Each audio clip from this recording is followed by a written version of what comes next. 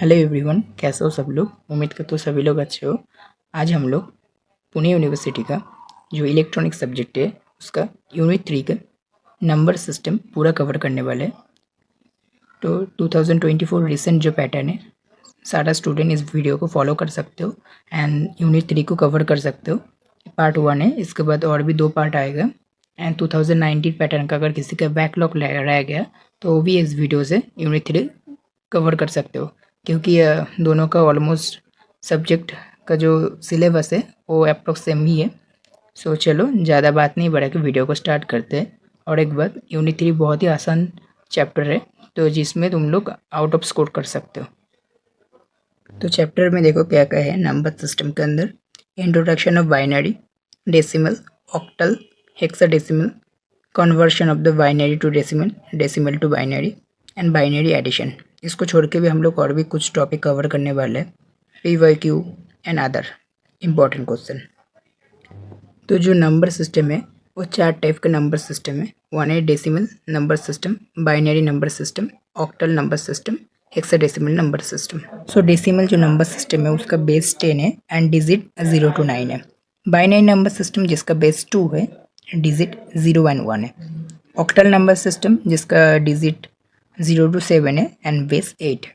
Hexadecimal number system base 16 and digit 0 to 9 and A to F। जो चलो इसको सबको डिटेल्स में समझते हैं। So introduction of the binary number system. The binary number system is a way of representing data using 0 and 1।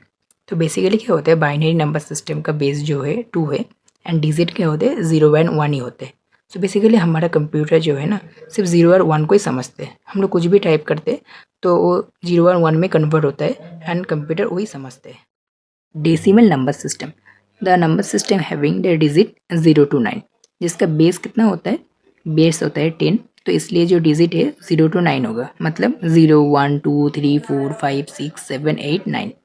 तो इसके बाद है ऑक्टल नंबर सिस्टम। जो ऑक्टल नंबर सिस्टम होता है उसका बेस होता है 8, तो उसका डिजिट कितना होता है 0 to 7, मतलब 0 1 2 3 4 5 6 and 7। हेक्साडेसिमल नंबर सिस्टम, ये जो नंबर सिस्टम होता है जिसका बेस होता है 16 एंड जो डिजिट होता है वो 0 1 2 3 4 5 6 7 8 9। 10 नहीं होता है। 10 को हम लोग कैसे रिप्रेजेंट करते हैं, 10 मतलब A, 11 मतलब B, 12 मतलब C, 13 मतलब D, 14 मतलब E एंड 15 मतलब F। सो अभी हम लोग जो करेंगे वो है कन्वर्शन बाइनरी टू अदर्स। तो इसके लिए हम लोग जो पहले ले रहे हैं कन्वर्शन का बाइनरी टू डेसिमल। इधर बाइनरी का बेस 2 होता है 0 and 1 एंड जो डेसिमल है उसका बेस होता है 10, मतलब 0 to 9 डिजिट। तो पहले क्या करना है, जो डिजिट है इसको लिख दो। जैसे 1 1 1 1 है, इसको मैंने लिख दिया। इसके बाद क्या करना है, इनके साथ 2 से मल्टीप्लाई करना है। सबके साथ 2 से मल्टीप्लाई किया, अभी सबको सम कर देना है एंड जो आंसर आएगा वही हमारा आंसर होगा। एंड सेम तरीके से हम लोग दूसरा वाला क्वेश्चन भी सॉल्व करेंगे। तो चलो एक बार स्टेप देख लेते हैं। तो देखो मैंने मल्टीप्लाई कर दिया, 1 के साथ 2 प्लस 1 के साथ 2 प्लस 1 के साथ 2 प्लस 1 के साथ 2। अभी जो ट्रिक्स अप्लाई करना है वो सबसे मेन है, तो बहुत ही ईजी है। हम लोग क्या करेंगे, लेफ्ट साइड से स्टार्ट करेंगे, राइट साइड तक जाएंगे। लेफ्ट वाला जो 2 है उसके जो पावर है उसको 0, इसके बाद 1, इसके बाद 2, इसके बाद 3, ऐसे हम लोग चलते रहेंगे। जितना स्टेप होगा, जितना डिजिट रहेगा वैसा करते जाएंगे, ठीक है। एंड इनका जो आंसर आएगा पूरा सॉल्व करने के बाद वही हमारा आंसर होगा। जैसे 15 आया तो 15 आंसर होगा एंड डेसिमल का बेस कितना है 10, तो हम लोग 15 का बेस में 10 लिखेंगे एंड ये हमारा पूरा प्रेजेंटेशन कंप्लीट है। तो वैसे ही हम लोग चलो अभी सेकंड क्वेश्चन को सॉल्व करते हैं सेम तरीके से।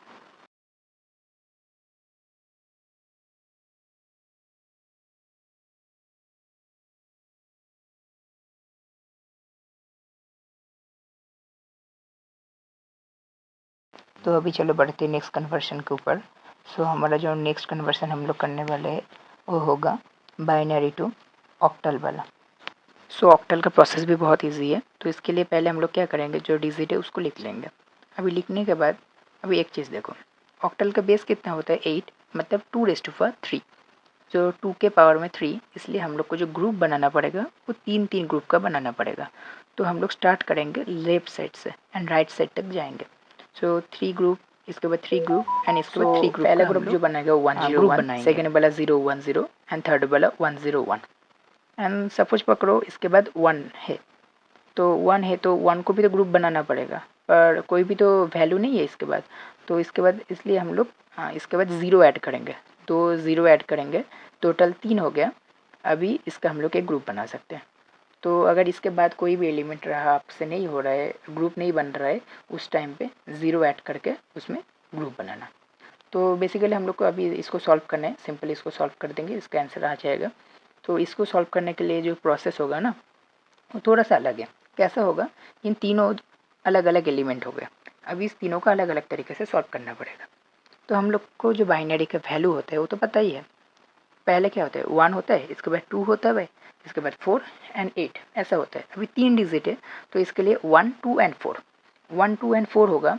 सो क्या होगा, अभी पहले को सॉल्व करेंगे तो देखो फर्स्ट वाले में है एंड थर्ड वाले में, तो टोटल कितना हो रहा है इन दोनों को सम करने के बाद 4 एंड 1 5। सेकेंड वाला क्या हो रहा है मिडिल में है इसलिए 2 एंड थर्ड वाला क्या हो रहा है 4 एंड 1 5। सो आंसर क्या होगा 5 2 5 एंड इसको रिप्रेजेंट हम लोग बेस में 8 लिखने के बाद करेंगे। एंड सेकेंड क्वेश्चन को भी हम लोग सेम तरीके से सॉल्व कर सकते हैं। तो मैं बोलूँगा वीडियो को पॉज करो एंड खुद सॉल्व करो एंड इसके बाद आंसर को रीचेक कर लो।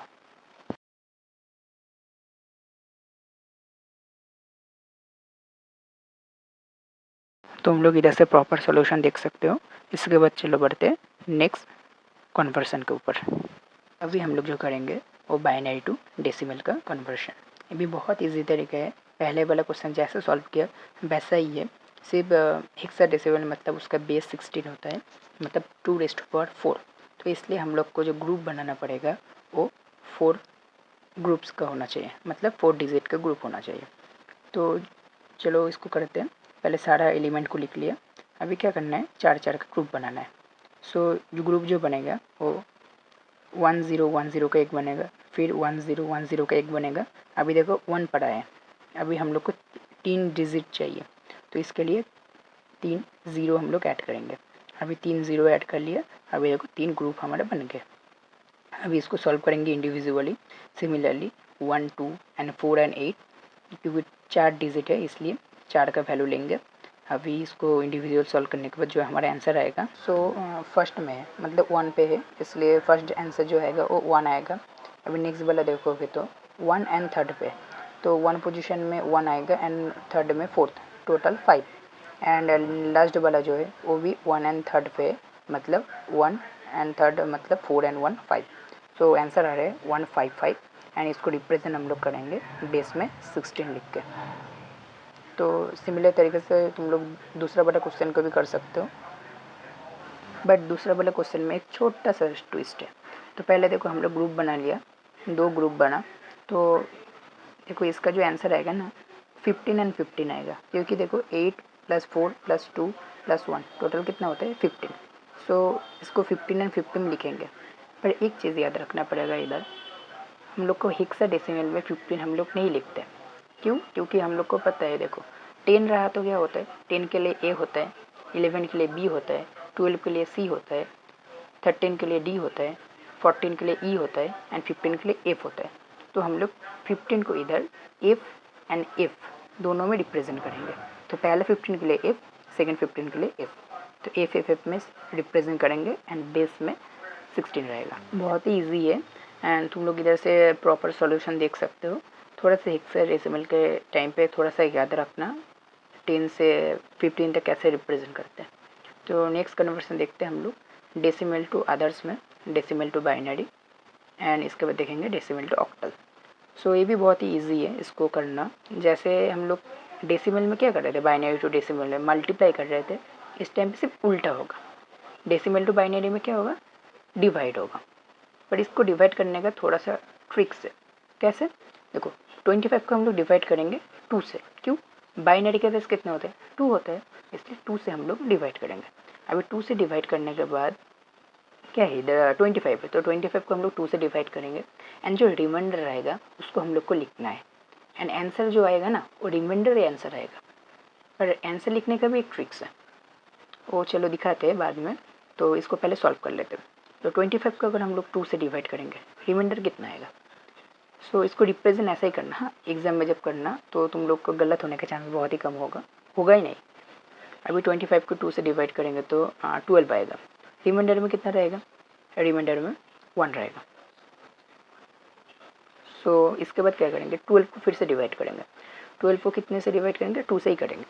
2 से डिवाइड करने के बाद रिमाइंडर में हमारा 0 आएगा, क्योंकि 6 इंटू 12 होता है। फिर 6 को डिवाइड करेंगे। 6 को डिवाइड करने के बाद फिर से रिमाइंडर में 0 आएगा। एंड 3 को डिवाइड करेंगे 1 से। सो हमारा जो रिमाइंडर है उसमें भी 1 आएगा, एंड जो एंड में पड़ा रहता है उसको में भी 1 आएगा। सो अभी तो हम लोग आंसर लिख लिया। अभी इसको रिप्रेजेंट करने का जो तरीका है वो नीचे से ऊपर होता है, याद रखना, नीचे से ऊपर, ऊपर से नीचे नहीं। मतलब 1 1 0 0 1 इसका जो आंसर होगा वो होगा, और उसको बेस 2 से हम लोग रिप्रेजेंट करेंगे। सो अभी हम लोग डेसिमल टू ऑक्टल में कन्वर्ट करेंगे। तो तरीका जो है ना वो अप्रोक्स सेम ही है। सो अब हम लोग का क्या करना पड़ेगा, 2 के बदले में 8 से डिवाइड करना पड़ेगा, क्योंकि ऑक्टल का बेस 8 होता है, इसलिए हम लोग 8 से डिवाइड करेंगे। सो अभी 128 को हम लोग 8 से डिवाइड करेंगे, एंड जो आंसर आएगा वो 16 आएगा, एंड रिमाइंडर आएगा 0। इसके बाद फिर से 16 को डिवाइड करेंगे। 16 को डिवाइड करने के बाद आंसर आएगा 2, एंड रिमाइंडर आएगा 0। सो प्रॉपर जो आंसर होगा वो होगा 200, एंड उसका जो बेस रहेगा, बेस में रहेगा 2। इधर से प्रॉपर आंसर चेक कर सकते हो। अभी चलो बढ़ते हैं नेक्स्ट कन्वर्शन की तरफ। इसके बाद करेंगे डेसिमल टू हेक्साडेसिमल। इसमें भी प्रोसेस सेम होगा, सिर्फ डिवाइड जो होगा वो 16 से होगा। एंड इसके बाद होगा octal to decimal, hexadecimal to decimal. इसमें देखो 128 को 16 से 8 से डिवाइड जाता है, एंड रिमाइंडर आएगा 0। तो इसका आंसर आएगा 80, जो रिप्रेजेंट होगा 80, एंड बेस में 16।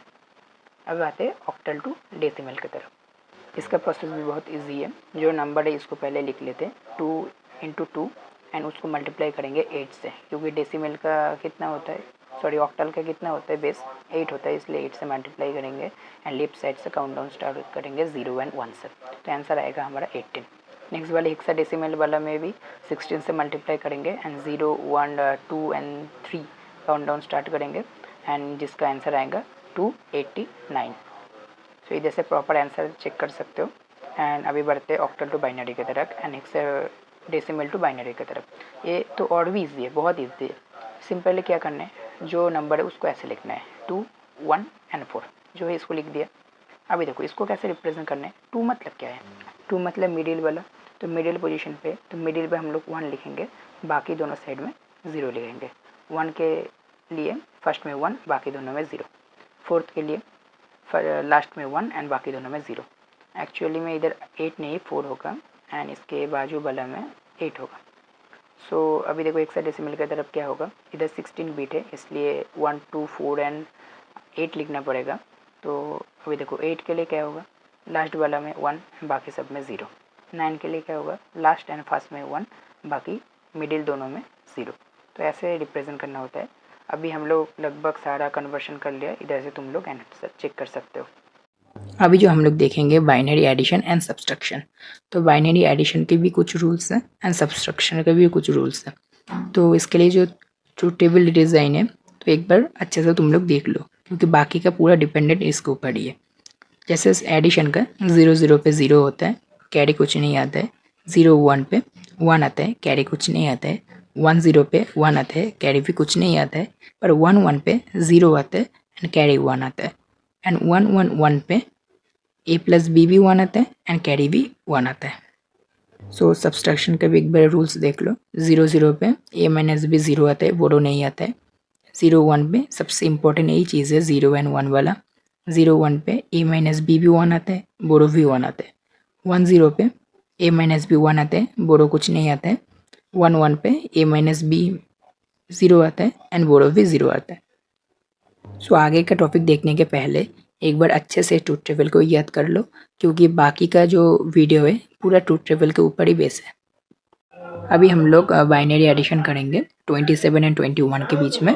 तो 27 का बाइनरी फॉर्म क्या आता है, 1 1 0 1 1, एंड 21 का आता है 1 0 1 0 1। तो 1 1 का अगर सम करेंगे तो क्या आता है, 0 आता है, एंड कैरी होता है 1। तो 0 कर दिया एंड कैरी 1 कर दिया, फिर देखो 1 1 आया। तो इसमें भी सेम 0 आएगा आंसर एंड कैरी हो जाएगा 1। तो अभी देखो 1 0 है एंड उसके नीचे 1 है, मतलब फिर से 1 1 का, तो फिर से 0 आएगा एंड कैरी फिर से 1 आएगा। तो अभी फिर से देखो 1 1 है, तो फिर से 0 एंड कैरी 1। एंड अभी देखो 1 1 1 में क्या आता है, 1 आता है एंड कैरी 1 आता है। सो कैरी 1 फिर से बैठ गया, तो फाइनल आंसर जो आया 1 1 0 0 0 0। अभी देखो सेकंड वाला भी सेम तरीके से सॉल्व करेंगे। 0 0 में क्या आता है, 0 आता है, कैरी कुछ नहीं आता। 1 0 में भी 1 आता है, कैरी कुछ नहीं आता। 0 1 में 1 आता है, कैरी कुछ नहीं आता। 0 0 में 0 आता है, कैरी कुछ नहीं आता। 1 0 पे 1 आता है, कैरी कुछ नहीं आता। एंड 1 1 पे 0 आता है एंड कैरी 1 आता है। मैंने इधर प्रॉपर सॉल्यूशन दे दिया एंड कैसे सॉल्व करना है पूरा स्टेप लिखा है। तो बाकी जो 6 क्वेश्चन इधर है, तुम लोग इसको सॉल्व करना एंड कमेंट में इसका आंसर लिखना। बाइनरी एडिशन एक बहुत ही इंपॉर्टेंट टॉपिक है, तो इसलिए इसको अच्छे से कंप्लीट करो। एंड अगर तुम लोग को अगर बाइनरी एडिशन समझ में आया तो आई होप सब्सट्रैक्शन में तो कोई प्रॉब्लम नहीं होगा। एंड मैं इसके बाद बीसीडी का भी 1 2 सॉल्व करूँगा, उससे ज़्यादा एडिशन है सब्सट्रैक्शन है। तो अच्छे से इसको कंप्लीट करो एंड जितना होमवर्क है इसको कंप्लीट करना एंड जो आंसर है कमेंट पर लिखना। अभी हम लोग क्या करेंगे, बाइनरी सब्सट्रैक्शन। तो इसके लिए सब्सट्रैक्शन में देखो 1 1 क्या होता है, 0 होता है एंड कैरी कुछ नहीं आता है। फिर 0 1 क्या होता है, 1 आता है एंड कैरी भी 1 आता है। फिर 1 1 0 आता है, कैरी कुछ नहीं आता है। फिर 1 1 0 आता है, कैरी कुछ नहीं आता है। फिर 0 1 1 आता है, कैरी भी 1 आता है। फिर 1 1 0 आता है, कैरी कुछ नहीं आता है। एंड फिर से देखो 1 जो है वो एक्स्ट्रा बैठ गया, 1 0 1 आता है, कैरी कुछ नहीं आता। सो कैसे सॉल्व करना है पूरा स्टेप राइट साइड में लिखा है, तो उधर से भी तुम लोग पढ़ सकते हो। एंड बाकी जो 6 क्वेश्चन है इसको भी खुद घर पे ट्राई करना। तो अभी चलो बीसीडी एडर को देखते हैं। देखो बीसीडी एडर जो है ना वो बहुत ही इंपॉर्टेंट टॉपिक है। कुछ स्टेप है, थोड़ा सा समझ लो, आराम से तुम लोग कर सकते हो, कोई भी टेंशन नहीं है। बीसीडी एडर जो है ना अभी तो इम्पोर्टेंट है ही। एंड सेकेंड ईयर में तुम लोग के अंदर जो कंप्यूटर इंजीनियर का स्टूडेंट हो, ठीक है, तो उन लोग को बीसीडी एडर बहुत इंपॉर्टेंट है, क्योंकि तुम लोग को सेकेंड ईयर में इलेक्ट्रॉनिक सब्जेक्ट है जिसके अंदर सेकेंड यूनिट ही बीसीडी एडर का है। सो अभी थोड़ा सा समझ लो, बहुत ईजी है। देखो तुम्हारे पास अभी 2 डिजिट रहेगा, ठीक है, उस दोनों का अगर सम करने के बाद, अच्छे से समझना, उस दोनों को सम करने के बाद अगर 9 से ज़्यादा हो गया काउंट, ठीक है, सम करने का जो आंसर है वो 9 से ज़्यादा हो गया, तो बीसीडी एडर के लिए वो वैलिड नहीं है। अगर 0 से 9 के अंदर है तो वैलिड है। तो 9 से ज़्यादा हो गया तो हम लोग उसको कैसे वैलिड करेंगे, उसको करेक्ट करने के लिए उसके साथ हम लोग को 6 को ऐड करना पड़ेगा। बेसिकली बहुत ही सिंपल है। अगर 0 to 9 के अंदर है तो कुछ भी ऐड करने की ज़रूरत नहीं है। अगर 9 से ज़्यादा है तो पहले सॉल्व करो, इसके बाद 6 को ऐड करो, इसके बाद फिर से सॉल्व करो। अभी देखो मैं 2 डिजिट ले आऊँ, एक है 8 एक है 9। देखो बाजू में जो 10 लिखा है ना वो एक्चुअली में बेस में 10 है। हाँ, सब जगह पे देखोगे 2 8 जो लिखा है वो सारा बेस में है, ठीक है, इतना तो समझ लेना। तो अभी देखो नॉर्मली हम लोग पहले सॉल्व कर लिए, तो 8 और 9 का सम कितना हो रहा है, 17 हो रहा है। तो मतलब अभी सॉल्व करने के बाद जो आंसर हमारे पास आ रहा है, जो 1 0 0 0 1, वो वैलिड बीसीडी एडर नहीं है, बीसीडी नंबर नहीं है। तो इसलिए इसमें क्या ऐड करना पड़ेगा, हम लोग को 6 ऐड करना पड़ेगा। तो चलो इसी आंसर के साथ हम लोग 6 ऐड कर लेते हैं, मतलब 0 1 1 0। तो अभी हम लोग इसको कैसे सॉल्व करेंगे, देखो 1 0 कितना आता है, 1 0 1 आता है, कैरी कुछ नहीं रहता। 0 1 पे भी 1 आता है, फिर से 0 1 पे 1 आएगा, फिर 0 0 पे क्या आएगा, 0 आएगा एंड 1 जो है 1 वैसे ही बैठ जाएगा। सो हमारा जो फाइनल आंसर आया वो 1 0 1 1 1 आया। तो यही हमारा फाइनल बीसीडी नंबर है, जो एक वैलिड बीसीडी नंबर है 8 एंड 9 को सम करने के बाद। सो आज नंबर सिस्टम ख़त्म हो गया, इसके बाद logic gate and logic circuit का पार्ट आएगा। सो